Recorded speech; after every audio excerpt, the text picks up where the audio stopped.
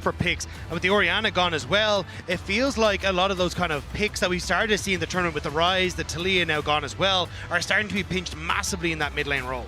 And over on the T1 side, Alistar's banned away. The Trundle first ban of the draft lets me know that T1's got to be looking at something tanky, probably up there in the top side, that they do not want subjugated in these team fights. Corki, third ban in the first half for T1. I am curious what T1's first pick is going to be, because it feels like the Aurora is kind of the other big mid laner that we've seen go through, and Shanks more than happy to play it. I mean, you were already talking about Flowers. It hasn't been the best of times for Faker on that pick. So do they end up just trying to take it as a pick away, or will it be anyone's Legends able to get their hands on it? But that Bard that you mentioned, Dagda, it's through. Yunara is the final ban in the first three here for anyone's Legend. Remember, Bard is banned against Keria pretty much every game. He's kind of a miracle worker on this champion. We'll see what kind of priority T1 want to place on it. And the thing is, if you leave it up, you know, Kael definitely can play it as well.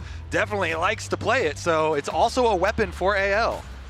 Well, there's the K'Sante locked in for T1. First pick, 7-16 so far at the tournament. It is one of the most picked champions so far at Worlds 25, but very much not one of the most successful. T1 looking to hopefully change that a little bit for themselves here with Doran locking it in, but it does leave the Bard still on the table, and AL's hovering it. This is what I'm saying. It is a big weapon for Kael too. Everybody knows, yes, Keria Bard is amazing, and quite probably the best in the world, but Kael, big Bard player too, and they're going to snatch it right up. And it felt like this was a plan from anyone's Legend. This is the first time they were on red side, and this time they let it slip through, knowing that you don't really want to first pick that Bard. So instead now they get their hands on the Jarvan and the Bard, and already, you know, you're kind of looking at, well, what are the options that we have for trying to escape away from this Jarvan, where Ezreal's gone, Corki's banned, which means you have to go for something, I was going to say, like a Xayah or a Ziggs to try and keep yourself safe. But both of them relatively vulnerable to a potential pick on the Bard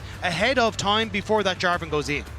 Yeah, interesting, because if you grab the Ziggs, then you can, you know, pick a counter roam champion for Keria as well, and just feel comfortable if the Ziggs does end up going to Gumayusi in the bottom. Of course, they could flex this still as well if it ends up being a good matchup. I think the hope as well is to open up the Yone in the mid lane for Faker as well, so then he has another pick that you can go towards, because again, I think that Aurora is going to be the last pick coming through here. Jarvan Aurora, such a very strong combo, but he's going to be the Vi that's secured.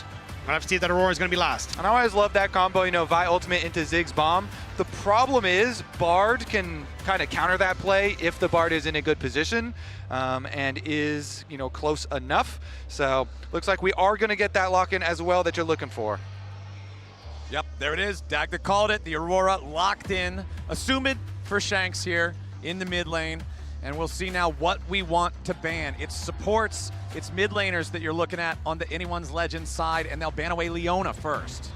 I mean, it makes sense, right? Just try and make sure that you have a decent matchup on that bottom side. I am curious what they want to try and go for Hope here. The Xayah would be, I think, the best answer, just given what's on the opposite side. But a T1 can easily start to focus away those 80 carries and just make this Ziggs Vi combo way more potent if you get rid of, like, Caitlyn Xayah.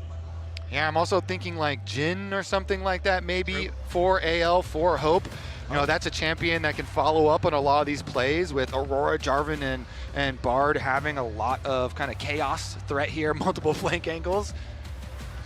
Getting rid of the Cassiopeia, though, it looks like T1 not convinced that this Aurora is going to be going towards the mid lane to Shanks. I think it might be going in towards that top side to match up against Doran. It's something we used to see, but I think with the Rek'Sai gone as well, maybe they're a little bit more nervous, but I'd keep my eyes on more things like the Gwen and that. But there's that Pyke, that other roaming support that you were talking about, Kobe. Yeah, take away another one. T1 Pyke won't show up in this game. What's it going to be the last one from T1's ban, though? Because I do feel like it is actually, you know, a good angle for Hope Jhin. Even though you're looking at K'Sante, does get very tanky, and maybe the Vi. They do have a lot of options. He's messing with us a little bit. I'm not going to react to any of these because he's jumping around to quite a few different choices. I mean, banning the Kai'Sa is good. That also is a big threat. It also has, you know, follow-up potential for some of those dive angles. So very valid there as well. Yeah, I like something that has escape or long range. So the Jhin, the Zeri, Caitlyn, Xayah, I think you're all perfectly fine with. But I have to see, it is just going to be the Jhin for that long range follow-up. So again, now it's kind of on Flandre, I feel like, to have a little bit more damage coming through from that top side. So I think I would be looking at things like the Gwen or a Jax, decent matchup into that top side, and can provide enough of that DPS in fights as well. All right, T1. Let's see what we're going to get here from that support, from that mid lane. We mentioned earlier maybe wanting a Yone for Faker in the mid lane. We'll see if that comes through. Supports both targeted here in the second half of the bans, but no, it's Keria Blitzcrank. Okay, the blitz, the counter roam right here. Gonna be looking to make some plays across the map, and the Sylas on top of it. So T1 will be a little bit light on attack damage, especially if Oner does not get ahead or does not get some early power. And so it looks like the Aurora is going to go try and abuse the K'Sante up in the side lane. And it is gonna be Shanks here, looking to lock in one of those melee carries. I really like this adaptation here if they go towards the Yone. It gives you a really strong matchup in the mid lane that you can look to bully through, and you end up with the Aurora having this push on the top side as well. I love what Anyone's Legend have brought to the table here. Great dive, great safety for your AD carry, and it feels like T1 have to find creative ways to be disruptive in those fights. And if you want to disrupt something, one of the most disruptive champions in the game can be a Blitzcrank. We know what this champion does. The old phrase, one pull, one game. If you're not hitting hooks, you're completely useless. You might as well be a cannon minion. But the hooks can warp the entirety of any fight that you land a big one in. Yeah, and I think they're going to have to in this game, because to me, I think AL are going to have a lot of pushing power early in this game. Push out your lanes and let Tarzan get some room to work with on this Jarvan. I think AL's early game is going to be fearsome. Yeah, and Flandre, 10-1 on the Aurora. Incredible performances from him on this pick, and especially if he can get that better at Doran and continue to, keep that pressure and push up, suddenly the opportunities for Blitzcrank to try and find those hooks and find those places where you can play off pocket of visions becomes a little bit more difficult. But for Anyone's Legend here in Shanghai, what a day it would be if they could finally take down the T1, or at least continue to push themselves forward in towards that game number 4. Let's do it, man. So far, the series has delivered. We're tied up 1-1. Game number 3 as we head onto the Rift to see who moves on to match point. On these big stages, at this highest level of competition, momentum can be so very powerful.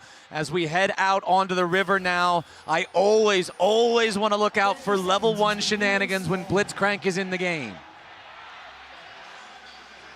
Standard opening so far, so no early invades just quite yet, but we're just getting started here. Keria spotted on the ward though, so Anyone's Legend at least aware of where the Blitzcrank is, which definitely alleviates a lot of the pressure. Does have the sweeper once again as well. Okay. Ooh, nice little quick trade there from Faker as he sidesteps, but Shanks gets pulled. Nice moves there from Keria, but now they got to be a little bit careful. Gumayusi going to take some pain from AL as they fire back, so both sides going to lose about half a health bar. And T1 bottom lane actually pays for that with their heal cost, and Guma's pretty chunked out. So Ziggs here starting out very low in the early stages. Shanks also, though, is going to start out a lot lower. It's going to be up to Faker to try and abuse it, and he does. Yeah, nicely done from Faker there. Just jumps in with the abscond, point blank range to hit the abduct for the early quick trade. Yeah, that's exactly how you want to try and get ahead in this mid lane, but I think, again, as you were saying, like Anyone's Legend, hoping to try and abuse on this bottom side of the map, especially as Kael has the range advantage. If he can get some auto attacks onto Gumayusi, that's where he can start to put the pressure down. But we'll have to see if it's going to be possible. Yeah, Hope was reloading. Yeah, nice pull there from Keria. Doesn't get a whole lot of damage onto Hope because he uses that barrier nice and early for the extra trading potential. Remember that it is +1 extra combat summoner spell for the AL side since Gumayusi is running teleport here on the Ziggs. Yeah, and he's going to need to use it because he has no more potions left pretty early on. Had to use those. So going to rely on the extra teleport. Maybe we can even things out. There's a deep ward up on top side too, up in the middle brush, so we can look for some lane assignments later on. They decide to alter them very quickly. Another hook lands though. Oh, the tower! Underneath the turret, Kael has to flash away to avoid death. The heal burned as well. Kael lucky to escape. It's a nice combo by T1. and nearly results in first blood. Yeah, that one was exciting there. Lands it, gets the bounce back, the satchel charge into the tower shot, but is the flash, is the heal from Kael maybe a little bit more vulnerable? He's got his jungler pathing down towards bottom side though, so AL's bottom lane should feel fairly comfortable. They've got Tarzan here to grab the bottom side Scuttle Crab. Yeah, I wonder how much this wave is going to push out. Looks like it will be pushing back in slowly towards Gumayusi, but might have given an opportunity for Tarzan to look for something on the bottom side. Still considering, but a nice ward spots him out moving towards mid here. Shanks continuing to lose out in these short trades with Faker, but it's not really affecting the farm very much. You can see both of them very close in that count as Oner is hanging out on the side of mid lane. Shanks in some danger. Vault Breaker charged up. Shanks with a flash away as Tarzan comes in for the counter attack there with the EQ combo. Kael right behind him looking for a binding, but it does not stun.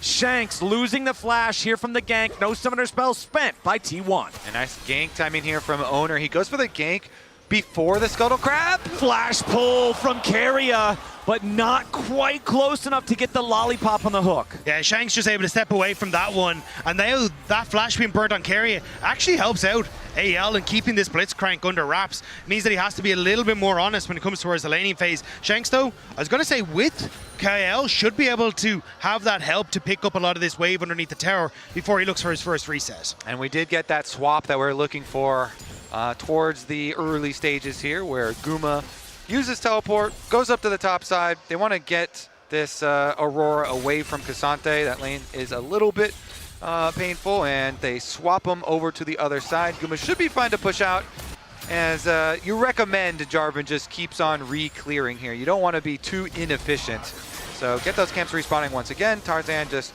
clear on down to the bottom side of the map. It's really the level 6 where I want to see AL come alive. Like Jarvan having 6, Shanks being able to use his ultimate alongside Flandre, those skirmishes become incredibly potent. So I'm curious how T1 want to try and alleviate that pressure. Like you could try and go for these early dragons and keep that pressure up. You can see Kael kind of placing wards already to make that very difficult. The push that you have on bot side going to make it difficult as well because T1 have opted to swap Gumayusi top. But Keria is still fishing. Yeah, wants to see if he can get this hook, but Shanks playing to the other side of the lane. And they got a lot more value out of the level 1 chunk damage onto Shanks. Ooh, Shanks, though, knocked up. Keria goes for the pull right after. No flash available on this Yone. They don't have enough damage to kill him, but with only 300 health to play with, he has to drink the potion, and Shanks is not in good shape. It truly is providing a lot of value there. It's causing a response from AL. They've got control wards all the way through the river, so they can constantly roam up to mid lane as well. And Faker is getting dangerous. Yeah, Faker walks too close to the brush. The deadly flourish right after the EQ coming in from Tarzan. Faker still on the run. AL thinking about going further. There's your fate sealed. Shanks goes in. First blood over to Hope. Anyone's legend collapsed onto the mid lane. T1 have put so much pressure onto Shanks, but the valve just popped in favor of AL. Not only is it first blood, the jungler is the one killed, so it turns into that plus the dragon right after. Yeah, I mean, Faker is the one who wanders into the darkness of river, but Oner's the one who pays the price for it. And that is huge. The 2 control wards that AL had on the bottom side leading into this river, constantly keeping this highway of ganks open for themselves, provides a ton of value here. Also just great timing from anyone's legend to understand the spike Shanks had hit. Hit level 6 off the wave that was in that mid lane to open up for the follow-up play. Doran, a little dicey here. Yeah, Doran's not loving this 1v2 situation. Deadly Flourish doesn't hit him, so he does manage to get back to safety with a little over half his HP remaining. But good stuff here for AL, pulling out to an early lead 7 minutes in. Yeah, smart little brush camp there from Tarzan, waiting around for that little roam, and the rewards are big. Starting to sack dragons early is going to be very powerful for them, trying to draw them into the next team fights. Regardless, Shanks will be moved down to the bottom side of the map to try and pick up the side waves. And last game we talked about wanting to see a more active early game from Tarzan compared to game number 1, and we got the level 3 Wukong gank. This time around, it's not a surprise to see Jarvan wanting to make plays earlier on in the game, and Tarzan leading the way is exactly the recipe for success you want to see from AL. And that's why T1 tried to attack the mid lane, because this like Jarvan Yone combo is so potent together. And if they could get Faker into a lead, that could actually shut down some of that combination. But now AL having that kill go across restabilizes this lane in favor of anyone's legend, and they're even shifting Shanks now up towards this top side as the Void Grub spawn. They want to really hammer home how strong they are right now. Grub started up, and it looks like topside Gumayusi forced back by Flandre here at the same time, chunking the Ziggs below half HP. AL still with total control over the Grub pit. They've brought everyone up here, so Doran's going to get some free firing time on the bottom lane turret, try to get some plates out of that one. We'll be able to secure the first, maybe even the second down here, but all 3 Grubs for AL. Yep, T1 get a small consolation prize, as you say, with the plate there for Doran, but big power move again. AL, I like what I'm seeing. You know, Shanks over there isn't going to have too many problems. Meanwhile, just throwing out the ultimate combo from Flandre to get a big chunk onto Gumayusi as they're taking the Grubs here, softens them up, makes sure there's not going to be any real counterplay from T1. Now we're going to see the stages where Tarzan and Kael really work together, though. The Bard and the Jarvan. Yeah. These two, there's so much mobility, so much potential to burn summoner spells and pick people off. But this is the style of play that anyone's legend were so well renowned for, but Hope under pressure now. Yeah, Keria wants the pull, and he finds it onto Hope, who immediately tries to get away with the bomb right over the top. They take him down. Gumayusi gets the kill. T1 sends more men, and they'll claim their prize. Yeah, that's a just play safe moment. How do you survive that one? That is painful. Nice job from T1. They full send on it. Oner uses ult and flash to secure this kill. And they should be able to get some of the plates on the mid wave as well. Although Tarzan is in position to try and hold on. Doran versus Shanks down here in the bottom side. They're both just going to continue trading a little bit back and forth, but I don't expect a whole lot to happen from either one. You can see Doran does have the Negatron cloak for the laning against Flandre. That's not going to do a whole lot against Yone. There is still some magic damage in the kit, but most of it is physical. I also still going to keep my eyes very closely on the inventory of Shanks. We know how powerful Yone is when he hits Blade of the Ruined King, and I think that could be a big deal if he can get it before the next dragon fight. Honestly, across the board, the one-on-one spikes for AL are terrifying. Sundered Sky for your Tarzan. Flandre going to have a ton of burst as well when he gets towards his Hex Protect Gunblade. And the fact that he's able to now, with these 3 Void Grubs, continue to put pressure on side lanes, makes these 1-3-1 threat significantly stronger for anyone's legends. And now, looking in mid, they want to try and burn this flash on Gumayusi. See what they can get. Kael on the Bard, almost level 6. No Tempered Fate available. Is going to hang around here and try to get it, I would assume, from this minion wave. Very, very close. There it is. Okay, level 6 available for Kael. Keria also level 6 on the Blitzcrank. Of course, the Blitz ulti generally considered much less impactful than the Tempered Fate. All right, let's see. I think this is kind of hard for AL to enter since Keria's got the early teleport out here with the spellbook, and the Blitzcrank is very threatening for a Jhin with no flash. Hope has to be so careful. You need to keep your range if they even thinking about going towards this dragon, because a Jhin with no summoner spells is exactly what T1 want to try and attack. Anyone's legend do have some early ward setups though. You can see one at the back of Dragon Pit and one that just died in that picks-up rush on bottom side. So having some idea as to where T1 are, they will spot the T1 have started this up, but reset for Tarzan doesn't look like they will be here in time, although Oner taking this one kind of slow. Okay, both of our junglers have their Sundered Skies available. Proto Belt also completed for Faker. T1 starting up the Drake, have it down to half HP. Kael, Tempered Fate, trying to save his jungler. Tarzan survives for now, but T1 is bringing everybody to the show. Doran in the middle of the Cataclysm. The stolen Tempered Fate. Tarzan's already down. Kael's about to die. T1's found 2. Shanks is in the middle of everybody, and he has to try to get away. He wants to charge Q3. He gets over the wall for now. Anyone's legend has already lost their jungler and their support. The 2 that they need to make the plays are dead in the dirt, and T1 takes the fight. AL make the call for the dangerous approach to this dragon. They try and flank around with the teleport behind the dragon pit, but T1, they do not hesitate. They immediately turn, and even though the Ziggs ult is immune with the Bard ult, wait a second, Kael's getting in there. Yeah, Kael on the approach, but no, the smite is there for Oner, and T1 take the Drake. Maybe just hoping he could fish for stun off the back of the dragon and find a kill, but it will be T1 securing that second dragon. As you say, Kobe, well played on Faker with that second Bard ultimate to just lock everyone in place, and AL just couldn't quite find the engage they wanted with Flandre in the flank. And even now, it looks like they're moving topside. Shanks will have to be careful, but we'll see it here. Tarzan approaches blind, doesn't have the support there, but in mid lane. Yep, we're right back to live, and it's Gumayusi. Already used the satchel, sidesteps the deadly flourish. Tarzan steps forward, and Hope's got the killing bullet. AL with their second kill. I tell you, mid lane is a dangerous place in this series. It is a dangerous place, especially for the carries.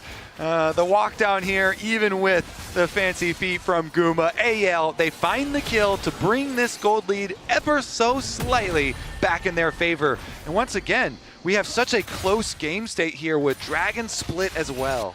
The kills that were giving AL the chance to get back into the map and push the waves in their favor ahead of a minute 20 or minute 30 until that Rift Herald, and that's really, you know, what that difference maker was in that last Dragon fight. It was T1 setting up in the Dragon, AL having to force blind. But if anyone's Legend can find picks and find the push on side lanes with both Shanks and Flandre, it is easier for them to move in towards these objectives first and not have to just brute force their way past the Blitzcrank. I'm loving this series, man. It's so this sick. is a fun series. All of these early games feel like we're getting such a close matchup. As the turret plating falls, 3-2, gold lead only a couple hundred, less than 60 seconds until the Rift Herald spawns, and you can see T1 setting up in the area first, and it's so scary to be second to the objective when the enemy team has Blitz. 100% agree, especially when they've got all the follow-up of a Ziggs ultimate. We have seen how much damage Ziggs can do at this tournament. Oner as well on the Vi is ready to pounce, and they have the early positioning inside the pit. Control ward goes down as well to make sure that they have the possibilities of looking for these picks. Kael kind of needs to make his way back up towards his top side pretty quickly. Shanks using that solo and bounce to try and farm up the wave, but you can see they're very scared of a potential dive up towards his top side. And I think at this stage, it may be too difficult for AL to approach. Yeah, whenever Yone leaves his spirit underneath the turret and then goes up and stabs the melee minions, you know he thinks something's got to be going on. So Shanks will try to clear that out as well as he can. Biggest individual gold lead for either side is Hope for the side of AL. Doran on the K'Sante for the side of T1. Doran does have his Jack show completed, so does have some resistance against both types of damage. Flandre's coming in here on the flank, jumps in, but he doesn't find the opportunity here just yet. Tempered Fate, no target. Gumayusi getting away. Caught up here with a deadly flourish. The shots fire out. The curtain is called, and Gumayusi is cold as T1 lose their bottom lane carry, and anyone's Legend are moving forward towards the Herald. The target selection from AL was beautiful. Gumayusi's flash was down, and they rotate Flandre early to make sure they can get the pick, and they will answer for tower pressure and the Rift Herald. And anyone's Legend gets the first turret. They've got the 3 grubs. They had the opportunity to force that down to the top lane before Doran can get the first turret down on the bottom lane at the same time, and that means it's feats earned for anyone's Legend as well. The pressure out of Kael's Bard is huge. The ultimate forces Guma to dodge backwards into the rest of the team. And AL, they find the pick, they find the objective. As you say, upgrading their sneakers once again. But this is why Flandre has been so fun to watch on anyone's Legend, and honestly in the LPL in general. His understanding of where he needs to be on the map. He's the one that rotates in towards mid. He's the one that forces Gumayusi into this awkward position on which Tarzan and Kael can capitalize. It's this old man experience that is so difficult to come by. It is, and Flandre has it in heaps and bounds. And it's working out, are paying dividends now for anyone's Legend. All right, fellas, we've got less than 45 seconds until the third Drake of the game spawns. Now, the first 2 are split 1-1, so nobody's threatening stacking towards a soul point condition for the rest of the game or anything here just yet, but it does look like T1 will once more be first to the area. As you can see Doran moving around, trying to make sure they maintain control. You can see all the vision set up by T1 in this enemy blue side jungle, just trying to have this solid ward line to see wherever AL is going to approach from. Yep, trying to attack the side lane at the moment. Oner kind of trailing here. But Shanks is playing fairly cautiously, has a control ward there by the Gromp, and just backs up as the minion wave coming to him. So nobody exposed just quite yet. All right, Rift Herald goes down in mid, and we get the teleports. All right, it's the classic summon the Herald right before the Drake, create a second point of pressure that the enemy team has to respond to. Herald trying to make its way over there as Tarzan jumps in. Doran sliding away, Deadly Flourish not going to lock anybody up, and the Herald eliminated before it can charge. And now AL heading down into the bot side river. T1 on the approach, they have stolen the Tempered Fate yet again. AL got what they wanted though, the switcheroo on who has control in the river. Now T1 need to try and break AL. Okay, keep your eyes on Keria, keep your eyes on either one of the Bard ultis that could fly out here. Flandre hanging back near the tier 1 turret in the mid lane for the side of AL as the Dragon is already down to half HP. T1 trying to decide where they want to go. They're staying nearby for now as Faker throws out the Tempered Fate to slow down the Drake a little bit. AL secures the Drake. They try to defend the tier 1 over in the mid lane here at the same time. Ulti from the Aurora keeps the structure standing, but Gumayusi has the satchel to complete the trade. Dragon for AL, tier 1 turret for T1. Yeah, T1, wait a second. Nice Tempered Fate there, flies out from Kael, and now they're looking to go in after Keria. The Mega Inferno Bomb's not gonna matter, and AL get the free pick. Kael finds another one, another pick. And T1 thought they were gonna get the better of the money exchange here. They decide, okay, fine, you've got the Drake, we're gonna delay you by using the stolen Bard ult, and we'll take mid. But then AL still get paid a little bit on the back half here with a good ultimate from Kael. And it's difficult for them to really use the fact that this mid lane tower is down because Shanks and Flandre tend to have a bit more of an advantage in the side lanes right now. So at this stage, it looks like for AL, going to be an advantageous trade as long as that gold is staying even off the back of it. And you can see again Kael poking his head in towards this top lane, wants to see if he can pay a visit to Faker. All right, let's see if Guma can stay safe here in mid lane as we hard. see so much pressure. The flash very important as well, and Keria doing his work to try and create at least one side of that mid lane where you can lean to, where you can stay safe.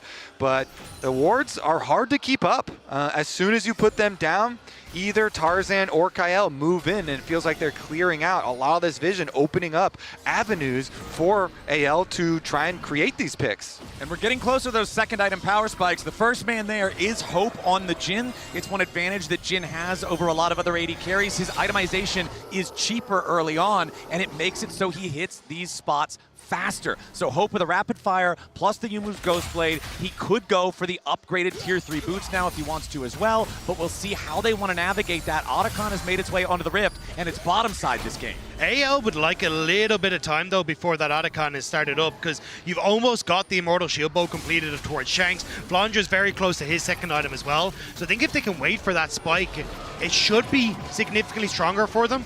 And the only worry obviously is that Faker will have completed his, has the Seeker's Arm Guard. Actually, I thought he was going for the full Sonya's Hourglass, but he's going to stop off for a pit stop. So looks like, at least I think that 2-item spike is what AL can play for. Okay, Keria and Gumayusi trying to maintain some control over the Otacon pit. There's nothing else on the Rift to fight for another 2.5 minutes, and even then, that's the Drake. It's right next door to Otacon's house. Everybody's still going to be on the same part of the map. As AL decide to make their way forward, Tarzan will use the flag just to try to get some vision as they clear out some of these wards from T1. And everybody knows Otacon throws the best house parties. Oh, he really does. Everybody shows up. Yeah, Kael going to try and look for the reset though because he's completely out of wards. Keria's been doing a great job of keeping that pressure there, and off the back of a T1 looking to invade, knowing that Kael is going to be lacking on the vision. Doran going in, wants the 1v1 against Shanks. The K'Sante is all out. Shanks fighting back, sidesteps the third and Tofo strike. Got a little dicey there at the end. Gives him the Team Liquid thumbs up and walks away. Shanks barely surviving there. Still though, putting out this extra pressure. Interesting that Shanks is now gonna have ultimate advantage because he just used his flash and his E to survive. And so if AL can actually create a fight where K'Sante has no ult, maybe they can actually set up a big Yone ult and find something there. As you see though, a lot of the vision over towards Otacon's house is T1 blue. So they're the ones with the setup over towards the big objective. Still though, I think this is a Mortal Shield Bow on reset here for Shanks, so he's going to be hitting a very strong point. There it is, alongside the 2 item spikes across the board. So if I'm AL, this is kind of the window that I want to try and play off of as we just pressed into that position with item spikes and also that ult advantage. Yeah, it's the 2 item power spike on everybody that's not a support, for everybody except for Faker. Tempered Fate, no target connection there, but AL is going all the way in. They want Gumayusi, who already gets away, so they're going to switch over to Keria now instead. Oner trying to fight back as Shanks is in the middle of everybody. He snaps back. Keria dies first. Immortal Shield Bow keeps Shanks alive as AL are now continuing to retreat. Kael and Shanks very low. T1 goes forward. Tarzan with a dunk, but he's only going to steal his own fate. Gumayusi barely holding on, but he burns down. Faker with a kill on Tarzan. Oner chases Hope. The Gen getting away for now as T1 have lost their bottom lane, but they've killed 3 in response. Faker after Flandre, who has to flash away. Oner flashes to try to catch him with a ball breaker. Flandre needs more distance, but he cannot find it. Abscond, abduct.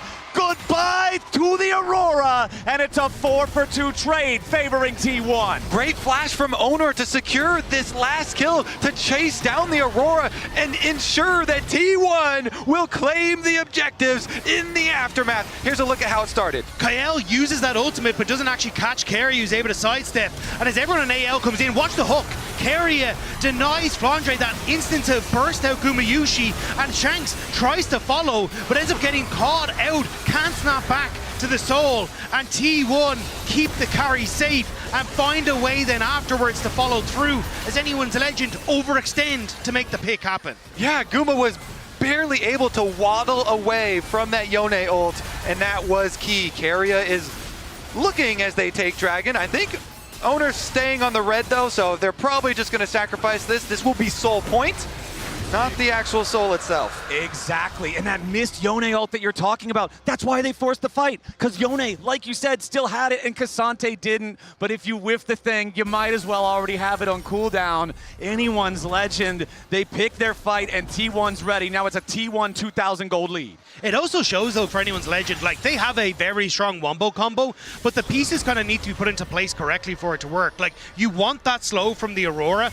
or you want that lockup from the Jarvan to enable Shanks to hit his ultimate, but you're not really seeing that setup, especially as Kael had also burnt that Bard ult early. So ult economy, incredibly important for anyone's legend in these upcoming fights, because if they can get a mountain soul for themselves, it makes things so much easier in these upcoming fights. It certainly does. Adds so much durability to your team, allowing them to actually finally get on to Gumayusi. Guma, though, so far has been able to waddle away from a lot of the engage, and it does look comical, and it is successful. It's the Otacon plus 2,500 gold lead versus that soul point threat that you're talking about for AL. And remember, Dragon Souls are worth about 4,000 gold's worth of stats. So if you then manage to take that after winning a fight, all of a sudden, things feel largely catapulted the other direction. So T1 is going to try to continue building this gold lead as much as they can for the next 3.5 minutes. They'll take down the tier 1 there in the top lane. That is the final tier 1 turret that was left standing for AL. And honestly, AL, yes, they got first turret of the game. That earned them feats. It was that top lane tier 1. They have not taken another turret for the rest of the game. Yeah, so much is riding on this Dragon Soul fight that is going to come very quickly. We've already got 3 minutes on the clock. T1 immediately getting some super deep vision down. Keria here trying to find some sort of pocket of Fog of War to find a very big hook. Maybe get an early summoner spell. Okay, knocks Tarzan up into the air. Tempered Fate onto Tarzan to try to keep him safe a little bit longer here, and he does manage to buffer through the CC.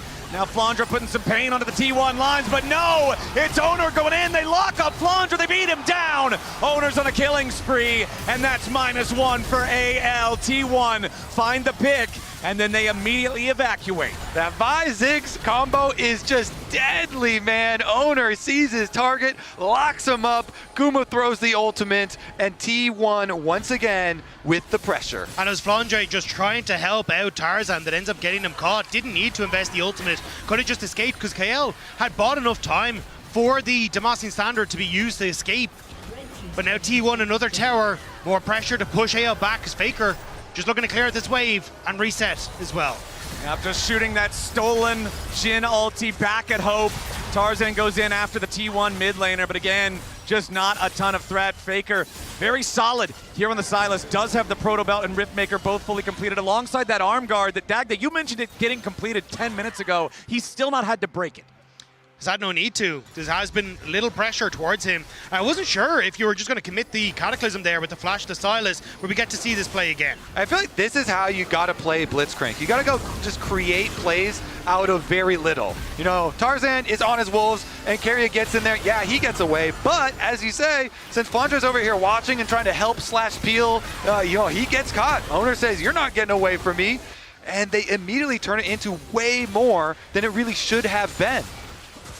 Tarzan had already escaped. So, and again, I think, coming back to the play in the mid lane, I thought Tarzan was actually going to commit with the Cataclysm because you could see the TP from Shanks to come in as well. They wanted that pick to turn in towards Baron, and then you'd have that opportunity with Baron buff to try and fight for this Mountain Dragon, but not willing to commit.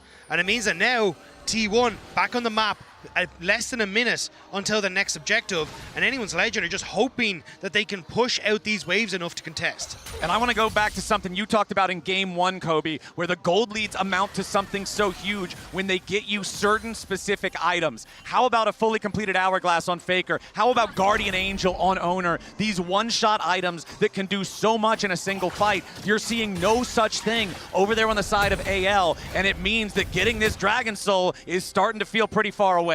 And that's why we see so little variation in jungler builds, Flowers, because this spike of a Guardian Angel, having this in the mid game when you've got giant objectives, as Faker now has to run, does provide a lot of value when the soul fight is coming. But if Faker can't get away, this could be very problematic. Yeah, Flash immediately into the binding, Tempered Fate right after. Faker trying to get away, goes golden to buy himself an extra second. Through the wall they go, Tempered Fate from Faker, keeping himself alive as Doran's under the back line. Hope is under pressure, Faker's still alive for now. Hope gonna be cut down. Doran going in and Faker's already cut down first. Hope next to die. It's a 1-for-1. AL's in the middle of everybody as Tarzan has to try to get away, and Keria's gonna be focused, but he finds a pull over the wall beforehand. Flandre pulled in, but Doran shut down. Gumayusi over the wall with another satchel as Tarzan wants to find a little bit more, but he dies. Gumayusi and Oner working together as Guma dies to Shanks. Oner wants another. Flandre needs to get away, and he hops between worlds. The Abyss can't chase him down. Flandre gets back over the wall, and Shanks is ready to flash. Oner will get knocked into the Guardian Angel. Keria is the only one left alive, and that Guardian Angel will not hear the prayers of T1. It's a 4-for-2, and anyone's Legend call their fight. What an insane fight for anyone's Legend. I thought this was the mistake. The ult from Kael stops Shanks from following up, and T1 trying to collapse, but Vi and Ziggs take so long to get here that you end up in a position where anyone's Legend can deal a ton of damage to Faker before Gumayusi really gets into the fight. Hope stays alive for so long, dodging away from Doran, that they manage to make a play, and then here, Tarzan flashing away, keeping himself alive, continues to get value as this fight moves on. Anyone's Legend barely managed to scrap their way around, and that is the soul for anyone's Legend. Yeah, Oner's still dead for another 5 seconds. Unless you have some sort of a miracle blunder from the side of AL, there's no way. AL, off the back of a pick, will claim the Mountain Soul. And it's a MasterCard priceless moment for anyone's Legend. For LPL fans that have waited over 12 years to try and take down T1. For AL to be in a position now where they can push themselves to 2-game advantage, or a game up, would be absolutely insane. And the way that AL did it, they set their sights on the man who has caused them so many problems, the thorn in their side, on Faker. They attack him in the side lane. They find the pick. Yes, it took a long time with all those stasis, but they eventually are able to make the pick that turns into the team fight that gives them soul. Now, though, T1 looking at the Baron. We still have a very, very close game state. It's still a 2,000 gold lead plus the Otacon power for the side of T1 compared to the Mountain Soul of AL. Doran is the only person AL could try to attack right now. They know that that is not the way you start a fight, so they will not continue their chase. When you were talking about those spikes, though, for T1. Look at it for similar for AL, right? Now in Mountain Soul, the ability to actually try and burst you out, which is what T1 want to do, is significantly more difficult. You've Redemption and Locus on towards Kael, which makes it even more difficult to focus down just one member. For anyone's Legends, they now have the safety nets they need, and with T1, they're looking for picks. Yeah, Doran eats about 1,000 damage as he tries to approach that brush, and now Tarzan jumps over the wall. Tempered Fate fired out. It's the stolen one there from Faker, but the real from Kael does not hit either. Doran continuing to try to get away. Shanks on the Yone also has his Infinity Edge now. If he can find that Fate Seal that we were talking about earlier, combo it with the rest of the team, it could seriously end the team fight right there. Doran has lost half his HP, but he's still feeling confident enough right now. As you can see, T1 moving over to the Baron. It's a real ultimate used by anyone's Legend, but Faker still has the opportunity to steal away another one. So T1 starting to move in towards this Baron. Looks like they don't want to fully commit. Just seeing what they can do is Flandre, at least pushing on the side now, going to be able to get finally another tower for anyone's Legend. Turret of the game for AL. 33 minutes in. They got those 3 Void Grubs early, but just have not been able to find a way to effectively use them thus far. Flandre has his teleport to join the rest of the team whenever he needs to. I would have to think that he's very close to his 3rd fully completed item here as well. And you can see he recalls to base now and purchases the Crypt Bloom. And honestly, the longer this game goes, I feel like it is good for AL. They've got this permanent power of the Dragon Soul that they will retain, and they have so many damage sources that they can scale on their team with so many threats that they can apply to T1. They also now have the tier 3 boots purchased on everybody that is not Kael. Probably once the Bard has enough money, he'll be upgrading those as well, but a little bit hard to do that with a support budget right now. T1 starting up the Baron. It will be spotted out by the Scryer Trinket from anyone's Legend. Gumayusi just trying to play defense. It's a bit of a fake bluff though, because their Baron take is not very quick on T1 side, and anyone's Legend know it. You can see it there. They've been on it for a while, only half HP now. Yep, but they are not backing off just yet. Kael fires out the Tempered Fate, but he won't find a target. Keria wanted to pull, but he misses everybody. T1 backs away from the objective now as the tier 1 turret also dies here in the mid lane. That's all 3 outer turrets now dead on the T1 side. AL gonna be happy about that as they continue. Wait, not that turret, that one in the bottom lane didn't actually die. Flandre had to back off before it could. Oner looking for an opportunity. Shanks jumps in, finds the Q3, immediately resets. Doran's nearly killed at the very start of the fight. Oner having to get away now as well with the curtain call firing out. Faker sidesteps Deadly Flourish. Doran and Oner seriously injured as AL head over to Baron. Now that is some good defense. AL got exactly what they want. They stall the Baron, they get you off, they then get the mid tower, and now they're gonna force T1 to come to them. And T1 are ready to answer the challenge. Faker with a teleport ready to join up as immediately the engage comes out from Tarzan. The target is Keria. The Shanks seal finds everybody! Thanks in the back line as Gumayusi tries to get away. He's scattered, but he's knocked down by Tarzan. Faker scrambling as Kael and Hope chase after him. Doran's gonna be the next target, and anyone's Legend have forced the world champions back. What an engage from anyone's Legend! Tarzan does not hesitate. He pulls the trigger onto Keria as he approaches the pit, and it is Baron for anyone's Legend. AL no, T1 are feeling the pressure. The entire stadium has erupted here in Shanghai. And the gold lead now back under the command of AL. They've got the Dragon Soul, the Elder spawning in less than 1 minute. The binding into the wall does not connect to Kael, but now T1 is overextended. Oner's in the middle of everyone. That's your jungler right before Elder, but the TP is a mistake from Flandre. He's shut down already. Oner's Guardian Angel will not save him. It's a 1-for-1. Tempered Fate collides onto Doran, but he's unstoppable because of Pathmaker, so he gets away. It's 4v4 on the map for the next 50 seconds, but one team doesn't have a jungler. And one team doesn't have the GA. Tarzan just bought his off the reset, and Kael makes T1 overextend as they manage to get this pick. The TP from Flandre was way too deep, ends up getting caught. But your life for the junglers with Elder Dragon arriving so soon is huge. It certainly is. AL, they will be holding all of the cards in this game. It comes down to clutch moments. Yeah. Guardian Angels, though, are up for Tarzan. They are up for Shanks. AL, such an advantage. T1 trying to approach. Doran's gonna be the point man, trying to make his way in there as Gumayusi continues to throw bouncing bombs. Elder Dragon down to 3,000. Fate Seal cuts through, but the stasis gonna lock everybody up. Tarzan's gonna be your focus. Mega Inferno Bomb over the top of the Elder is secured by anyone's legend, and they're continuing the fight. Faker is about to be executed as Doran falls too. Anyone's legend is murdering T1. Curtain call fires out. Most of the bullets won't find their target, but they won't need to. The final shot in Gumayusi is the victory shot for anyone's legend. And they will head towards that T1 Nexus, taking this game, getting themselves to just one game away from what no other LPL team has ever been able to do. They will put T1 to series points here.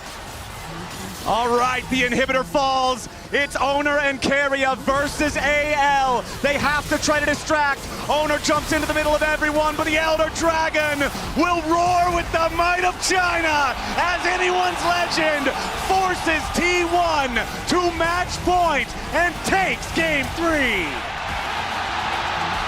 The second seed from the LPL stands on the precipice of doing what has never been done before. One game away from beating T1. It is an incredible showing so far from both teams. Analysts, do we think that AL has what it takes?